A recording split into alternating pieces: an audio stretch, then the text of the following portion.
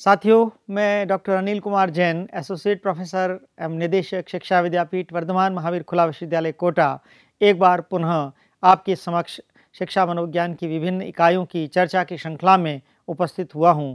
और आज हम शिक्षा मनोविज्ञान की एक महत्वपूर्ण इकाई विकास की विभिन्न चर्चाओं के क्रम में, विकास की अवस्थाओं की चर्चाओं के क्रम में आज हम बाल्यावस्था एक महत्वपूर्ण अवस्था है, उस पर चर्चा करेंगे। जैसा कि आप जानते हैं कि पिछली चर्चाओं में हमने अभिवृद्धि और विकास के गुण, विकास के सिद्धांत, विकास के प्रकार और विकास की विभिन्न अवस्थाओं की चर्चा की, और उससे ठीक पूर्व हमने शैशवावस्था क्या होती है, शैशवावस्था की क्या विकासात्मक विशेषताएं होती हैं और किस तरह का वातावरण हमें बालक को शैशवावस्था में देना चाहिए, और शिशुवावस्था में वह बालक जो माता पिता के साथ पुष्पित पल्लवित होता है, वो किस प्रकार के गुणों से युक्त बालक हमें मिलता है। क्योंकि बाल्यावस्था 6 से 12 वर्ष की अवस्था मनोवैज्ञानिकों के द्वारा मानी गई है।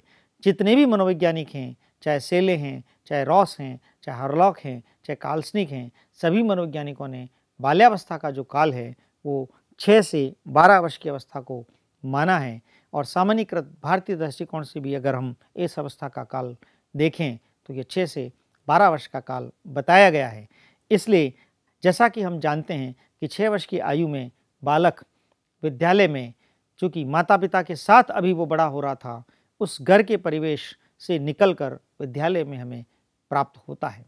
और यहाँ पर हमें किन किन बातों का ध्यान रखना चाहिए, उसकी क्या विकासात्मक विशेषताएं होती हैं, हमें किस प्रकार की शिक्षा देनी चाहिए, उस पर हम यहाँ पर विस्तार से चर्चा करेंगे।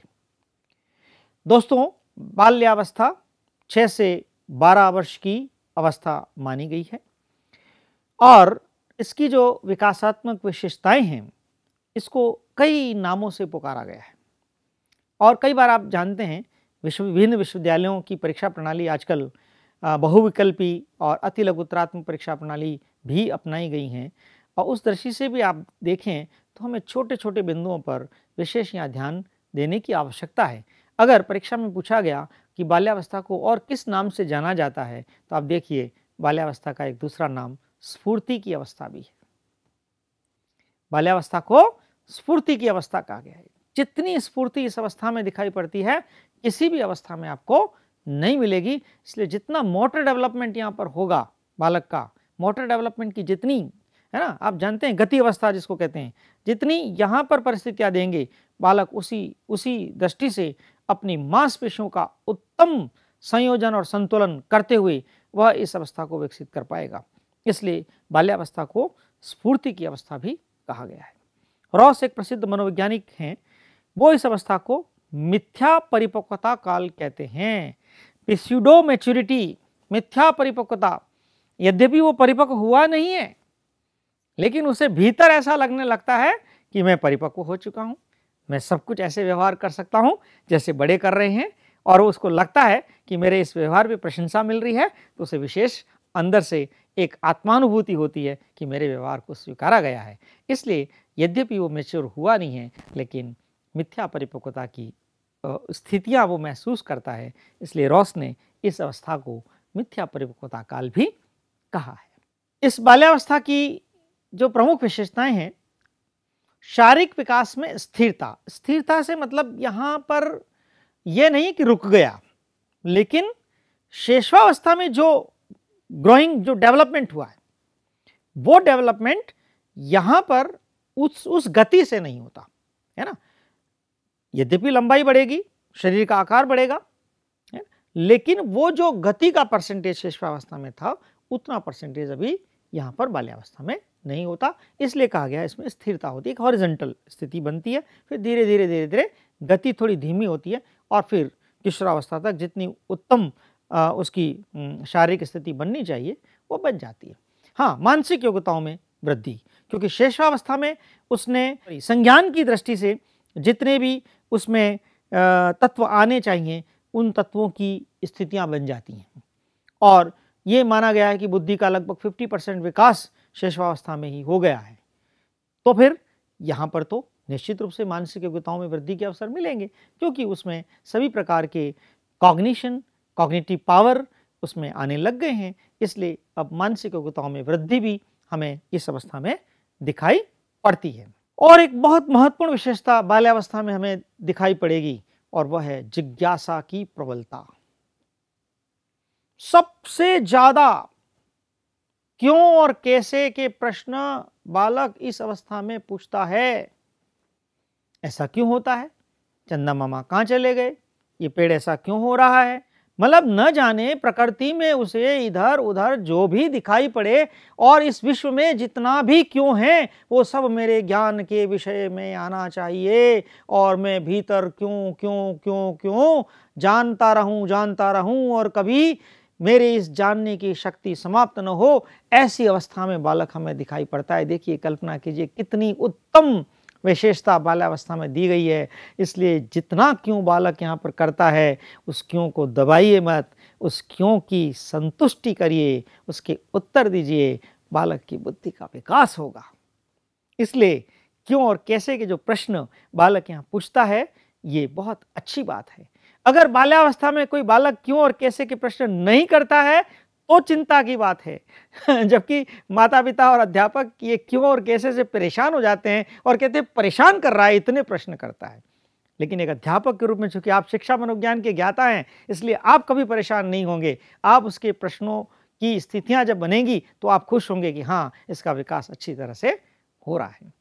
इसलिए वो विभिन्न विषयों से संबंधित सूचनाएं प्राप्त करना चाहता है, उसके पीछे कारणों को जानना चाहता है, और कार्य के कारणों में संबंधों को स्थापित करना चाहता है। देखिए कितनी उत्तम शक्ति बाल्यावस्था में बालक को मिली हुई है। उस शक्ति का विकास करने की आवश्यकता है। इसलिए उसमें जब ये जान लेता है, उसकी जिज्ञासाएं संतुष्टि की ओर पहुंचती हैं, तो उसमें एक आत्मनिर्भरता की भावना आ जाती है कि हाँ, ये मैंने जाना है, हाँ, ये मैंने समझा है, हाँ, ये मैंने प्राप्त किया है। तो ये जो आत्मनिर्भरता उसके भीतर बनती है, वो उसके अंदर एक अद्भुत शक्ति का निर्माण करती है, और उस वजह से उसमें नए नए कार्यों को करने की भावना प्रकट होती है, रुचि प्रकट होती है, और वो क्रिएटिव वर्क करता है। एक बालक रेत का घरौंदा बनाता है, और रेत का घरौंदा, आप देखिएगा, कभी कल्पना कीजिए, रेत का घरौंदा बनाते समय अपना पैर उस रेत की ढोली में डालता है और झोपड़ी बनाता है, और झोपड़ी बनाते बनाते गिर जाती है, तो वो विचलित नहीं होता, वो परेशान नहीं होता। वो देखता है क्यों गिरा, कैसे गिरा, कौन सी संतुलन की स्थिति में सही नहीं बना पाया और ये गिरा। उसको देखते रहिए, उसकी विश्लेषणात्मक शक्ति को आप देखिए, उसके चिंतन की शक्ति को देखिए, और वो विश्लेषण और संश्लेषणात्मक शक्ति का उपयोग करते हुए उसको नए रूप में बनाने के लिए और पुनः प्रवृत्त हो जाता है।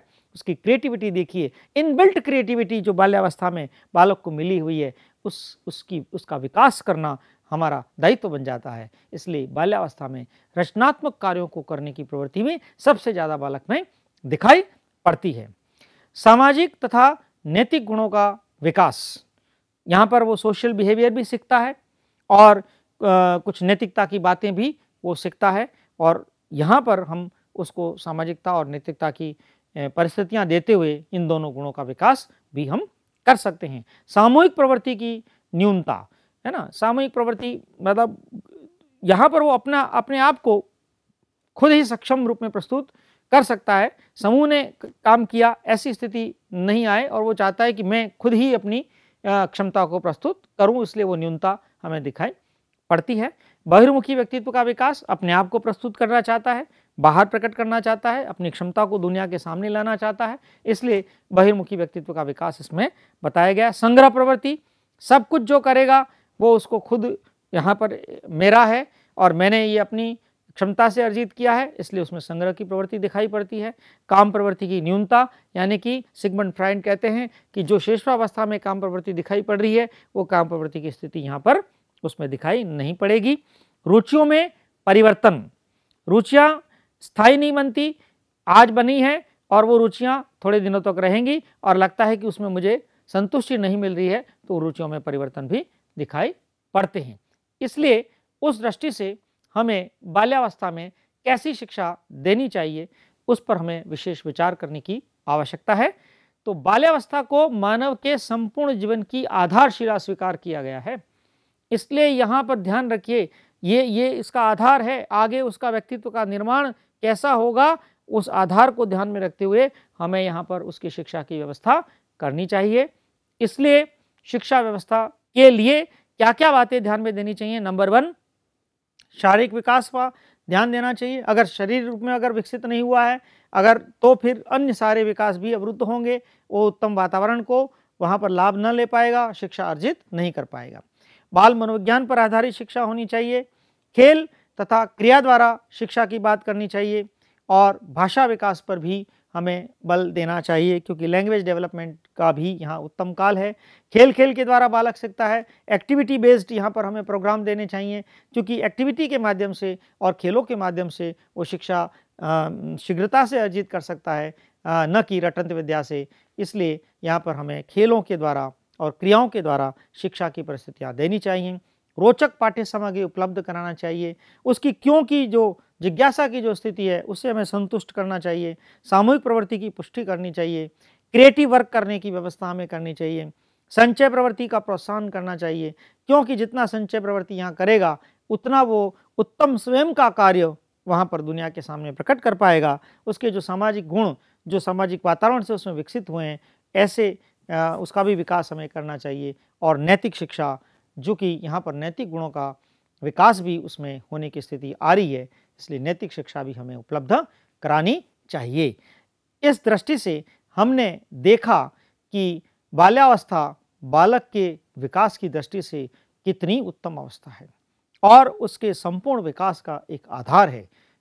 इसलिए एक अध्यापक के रूप में हमारा दायित्व बन जाता है, क्योंकि इसी अवस्था के पहले पड़ाव 6 वर्ष की आयु में वो हमें मिला है और 12 वर्ष की आयु तक, 6 से 12 वर्ष की एक जो लंबी 6 वर्ष का जो काल है, वो इसका उत्तम काल और ऐसा काल जो उसके व्यक्तित्व, संपूर्ण व्यक्तित्व का आधार है।